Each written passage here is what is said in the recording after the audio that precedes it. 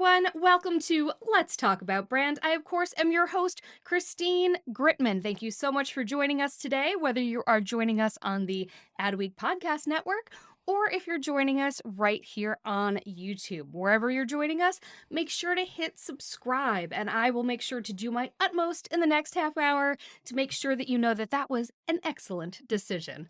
I'm here every single week talking about branding, of course. I'm interviewing smart guest experts about different elements that impact branding, especially personal branding. And today, you are in luck, friends. Today, I have a guest who is the self-described smartest man in the world, which is a pretty impressive title if you ask me. Pretty confident personal branding there. But I think that regardless of your feelings on that claim, I don't think anyone could dispute that he is certainly one of the internet's most creative men, for sure. He is the CMO and creative director. Yeah, CMO and creative director of the Idea Integration Company, and he is personally an expert on word of mouth marketing. So without any further ado, let's bring him on. Welcome, Saul Colt. Yeah. So good to have you here, and I had to wear my red glasses, of course. Even though I know that's your jam, but I don't think anyone's gonna mistake us for each other. So I think we're all good. Well, we have similar features, but I think, yeah. All And we're right. and we're both What would you like to brilliant, know? and we like red curtains, all good. Now, we Mhm. actually first met at Inbound 2018, I believe. You interviewed me outside the convention center, and ever since then, I I have just one of the things that really stood out to me is I love your logo, your personal logo for your personal brand, which is basically the red glasses and your facial hair and your hair. And I think that that's just the epitome of simplicity and design because you know immediately who it is with the fewest possible elements. That's a solid brand you got there, Saul. Well, thank you. It's been through many different we'll call it versions over the last 20 years. But it's so important to have a very, very recognizable brand, especially now more than ever. We're not working in offices anymore.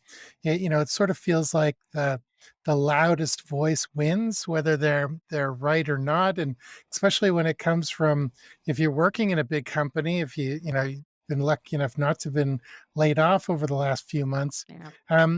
When you're not in the office, it is so important to, one, talk about yourself and make sure people know you're still around and what you're up to. But it's also so important to be memorable, and because, like, forgettable is like career suicide now.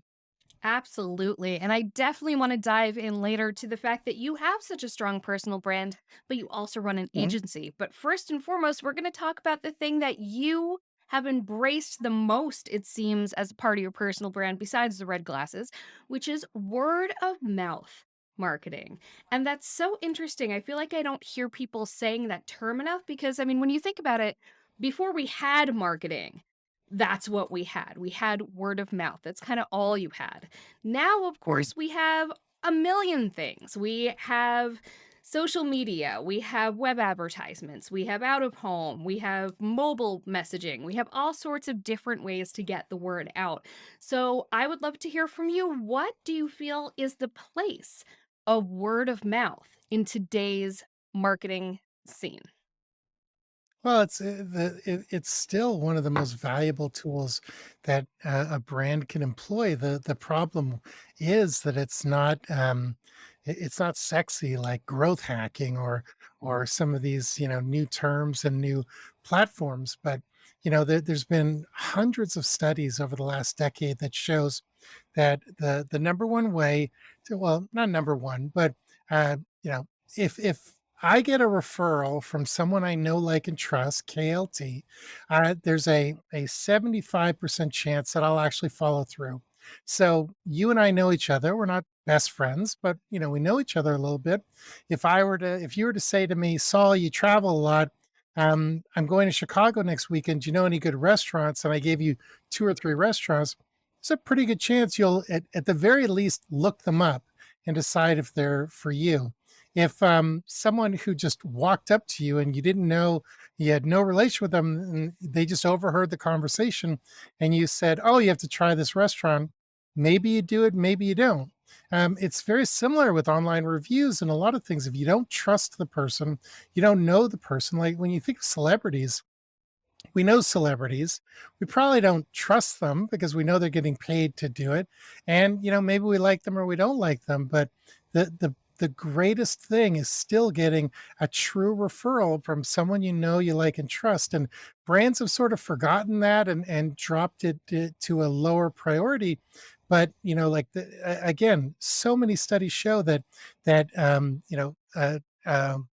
what is the name of the company? I'll remember after. But a huge consulting firm proved that 62% of all referrals come from someone that you like, they come in the real world. So the place that real referrals and real sales are happening are in the line at the grocery store. They're at your kids' soccer games.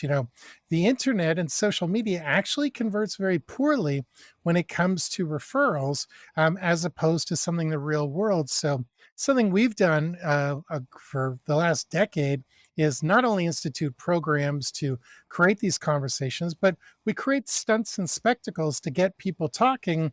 And, like our goal with every project is to get someone to turn to someone else and say, "You'll never believe what I saw today." And then they talk about, this brand did this or this brand did that. So, instead of a lot of brands who start the conversation online, we do things that get the conversation started by real people and people who care about your brand. And then we use all the social media tactics and digital marketing tactics to spread the message.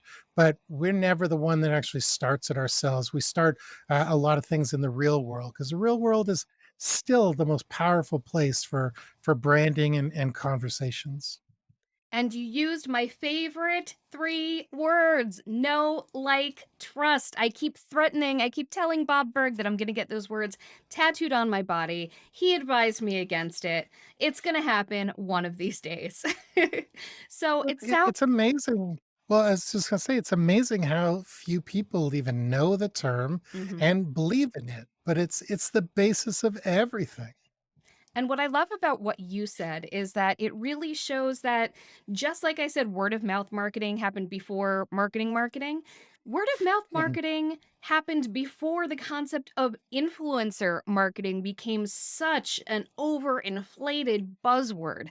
So I would mhm. love to dive in a little bit more as to the difference between word of mouth marketing and influencer marketing, because it definitely sounds like there is one. Yeah, so there's definitely a place in marketing for influencers. I'm a fan of influencer marketing, but I feel like a lot of companies do it wrong. Everybody's so focused on numbers. We want the person with 100,000 or 200,000 or a million followers. When what people should really be looking for is that person who has a very engaged community that is very similar to your customer base or your community that you're trying to hunt. So the difference between word of mouth is, a trusted referral from a friend or a trusted recommendation. And influencer marketing is really kind of we'll call it sexy spamming. That maybe I coined a new term. Who knows? But it's people who have an audience, but they're not necessarily a targeted audience. And when you talk about know, like, and trust, I'm going to trust and know and like my best friend. But if Kim Kardashian or whatever influencer, celebrity influencer, or mommy blogger, or any tennis influencer, whatever that person is, um, that one, they're getting paid for it. So they probably can't trust them fully.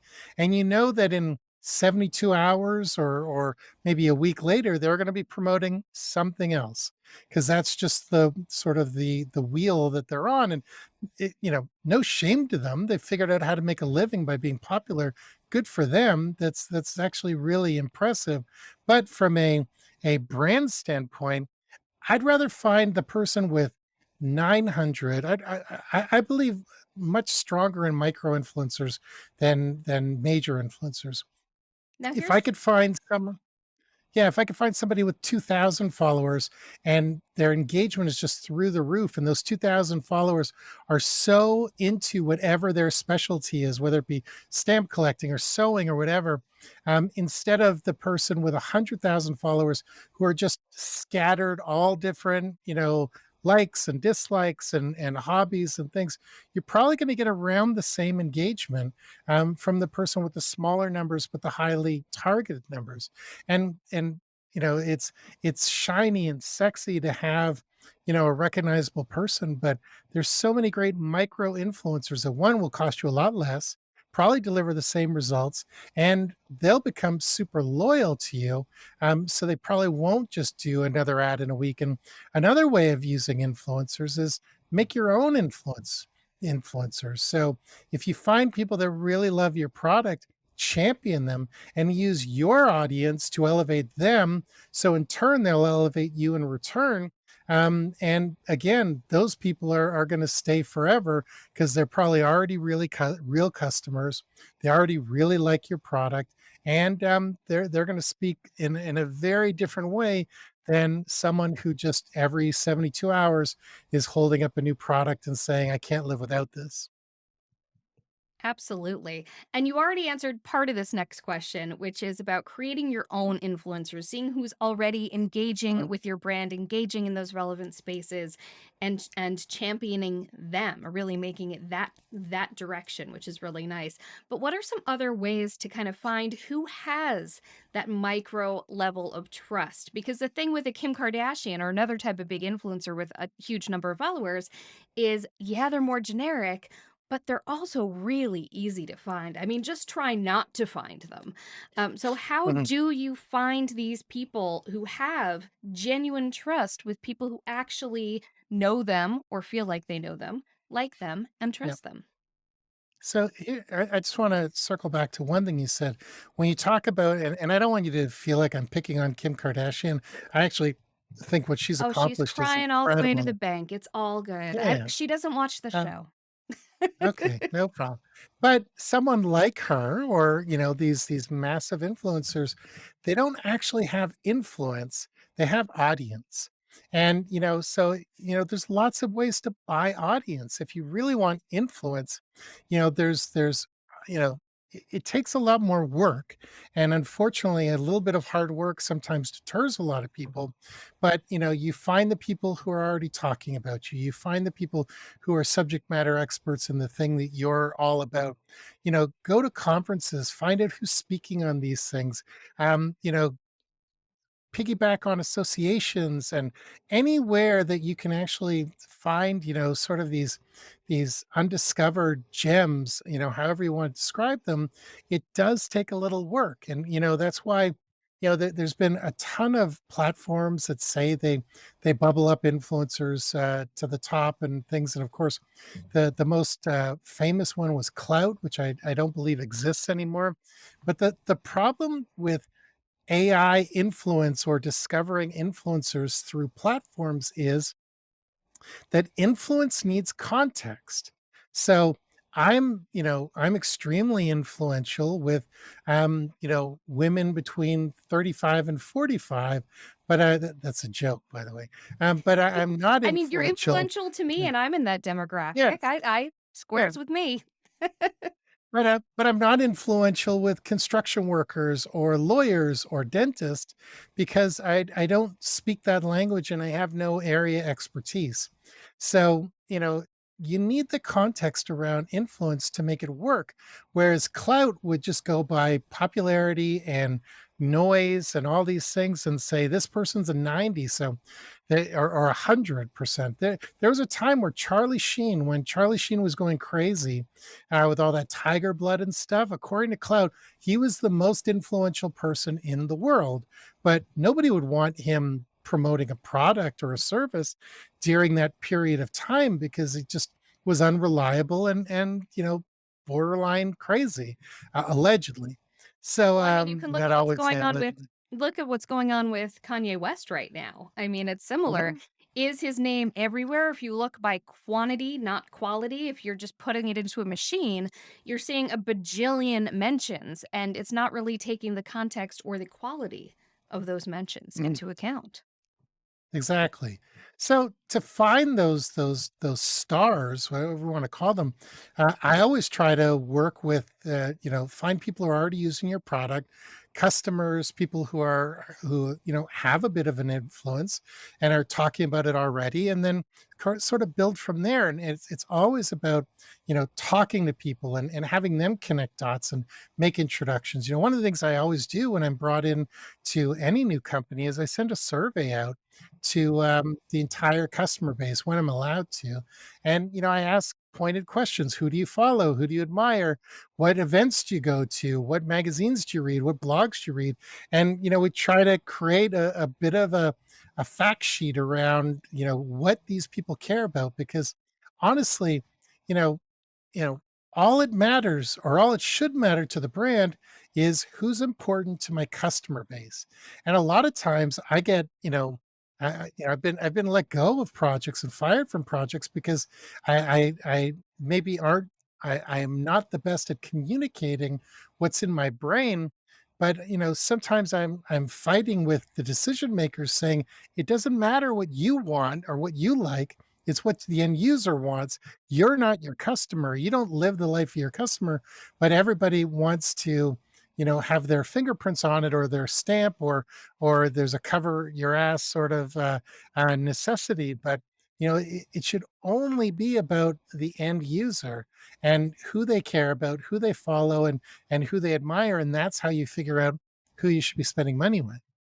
And that's how you figure out who you want talking about you. One thing Mm, that you mentioned earlier before we got on the influencer conversation was the idea of creating these real life events and doing activations that get people talking. So I'd love to hear a little bit more about that because that's something like I feel is an undertapped resource. It probably wouldn't work as well if everyone were doing it. So it's a really mhm. interesting thing to me, and I'm also curious as to how you make sure that the right mouths are going to be in that audience. The people who you want talking about you are going to be the ones who are going to experience this and pass it along to others.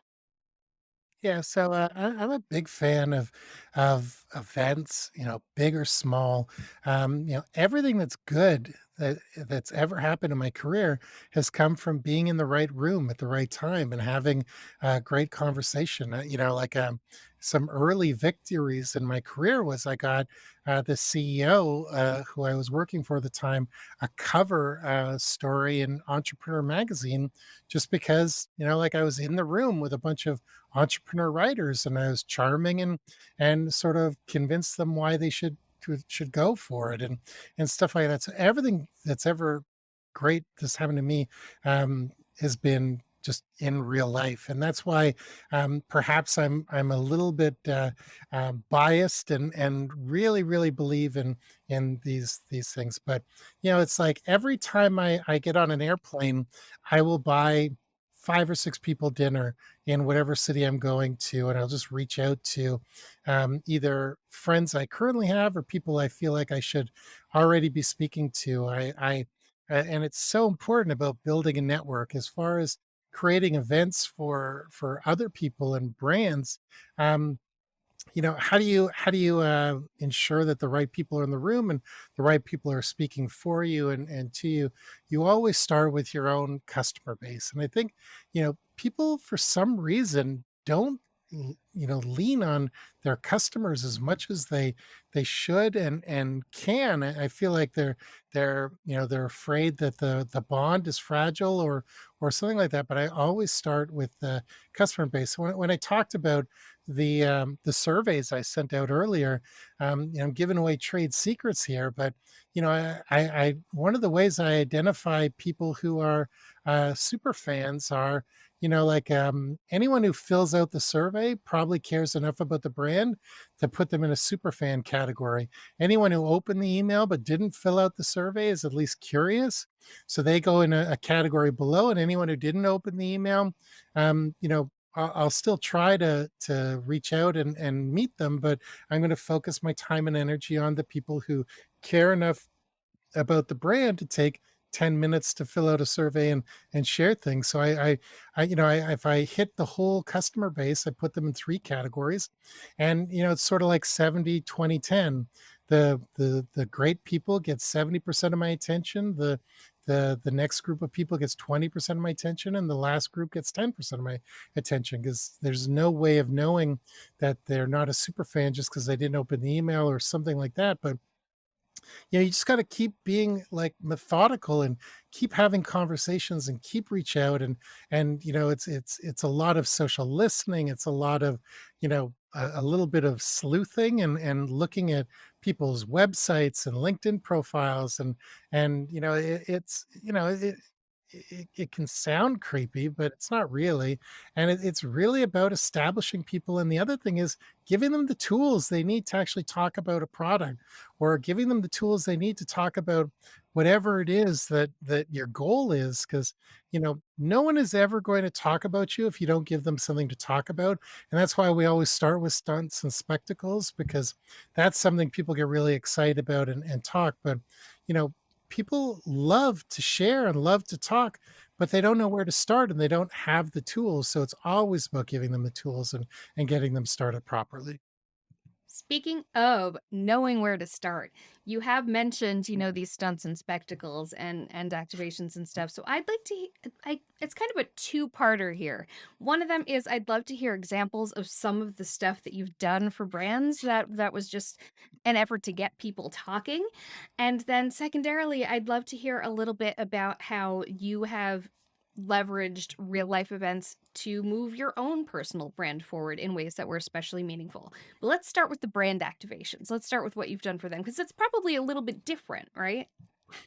Yeah, no, so we really pride ourselves on being non-traditional marketing agency, and really doing the things that other people don't have the guts to do, or stuff like that. So we were the first people to ever use clouds to advertise a cloud-based software product. We did skywriting in San Francisco to get attention for Zero.com. We did it over top of San Francisco's baseball stadium during a baseball game, which was nationally televised. So our skywriting got on television and made the news. We'll say it broke Instagram for 3-4 minutes. No, it didn't really break it, but we were the trending topic for 3-4 minutes. You were the Kim We did all sorts of Kardashians of the sky.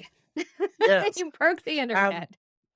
Yeah, like we've done stunts where we've recreated Evil Knievel's jump over school buses, where it was, just to get people's attention. The school buses were all branded with, our client and promo codes and offers and hashtags and all sorts of stuff like that. We've done, cross country tours where we've driven from Los Angeles to New York City, having breakfast, lunch, and dinner with every customer along our way, and creating, I think I don't remember the exact number, but I think it was about 50 brand videos for them, where we basically shot brand videos, edited them in our SUV while we were driving to the next city, and delivered like a 24-hour turnaround to a bunch of deserving brands that didn't really have like high quality or high production value brand videos and explainer videos and things like that. So we've done like a number of sort of crazy things. We've done a bunch of digital stuff too, but it's like we really love using the real world to create that digital sort of excitement, and then go from there. And as far as using events for myself, I talked about the dinners. I've self-financed and done 4 or 5 speaking tours where I'll go to 10 different cities and sort of spread my message and spread my love, as some people would say.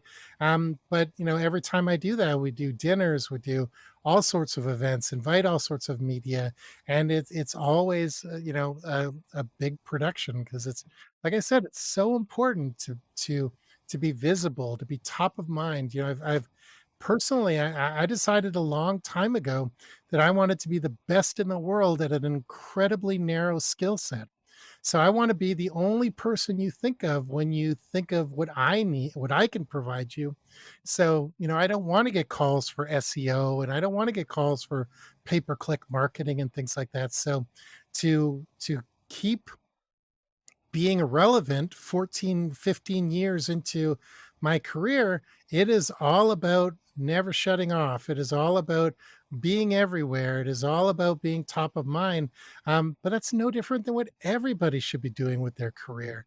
And it's no different than what everybody should be doing with their corporate brand.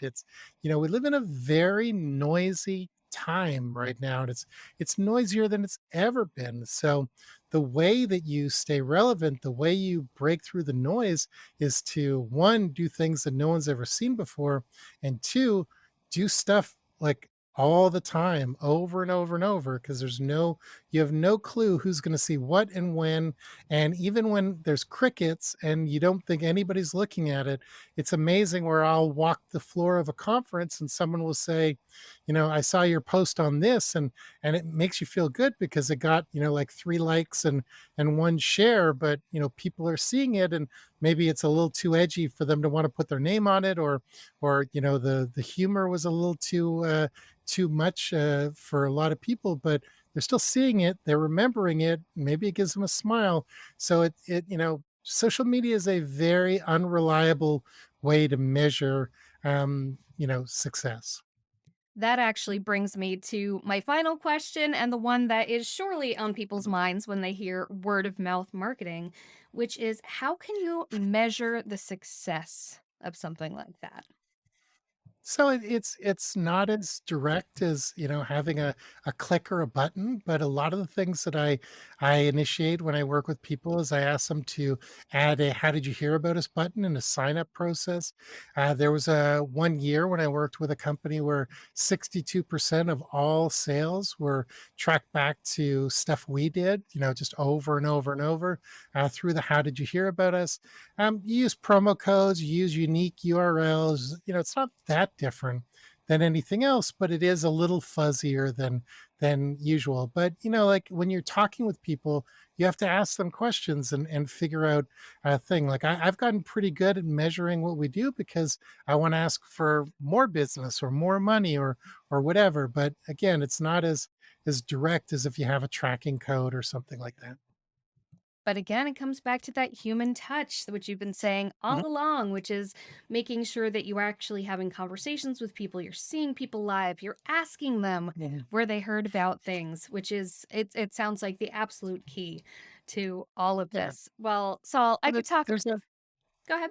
Well, I'll just say one more thing, and then I'll let you close up. But I don't remember who said it. For some reason, I think it's Jay Bear. I know it's not my quote, but he says, when we talk about personalization, the word person is right in there, and we sometimes forget that they're people. And when we talk about customers, the word custom is right in there. It's so interesting that so few people actually take a human approach to this stuff and treat people like they're valuable, and not just a number or a barcode or whatever. And it's a shame because the companies that do treat customers exceptionally are always the ones that win, and they're always the ones that stick around for a long time. Amen. Well, thank you so much, Saul. This was fantastic. Let everyone know where they can and should find you and what they'll find there. Sure. So you can find me just about anywhere on the internet at Saul Colt, all one word, SAULCOLT.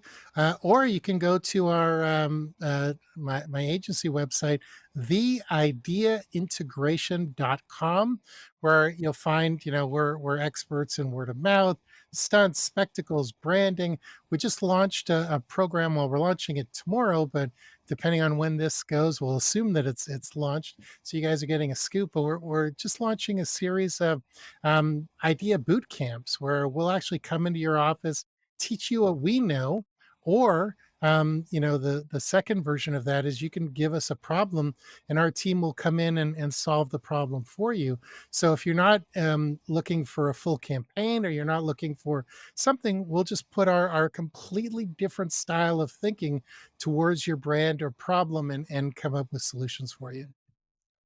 Love that. Because, of course, the key to getting people talking is to do Mhm. something different. Well, thank you so much, Yeah. Saul. It was a pleasure to talk with you again. I look forward to when we cross paths again at some other real life event, which I'm a huge fan of as well. No, thank you so much. I appreciate you having me on the show. And I appreciate all of you who are listening, who are watching. Make sure you hit that subscribe button. I'm coming at you every single week, interviewing smart guest experts about particular elements of branding, especially personal branding. Thanks so much. Bye.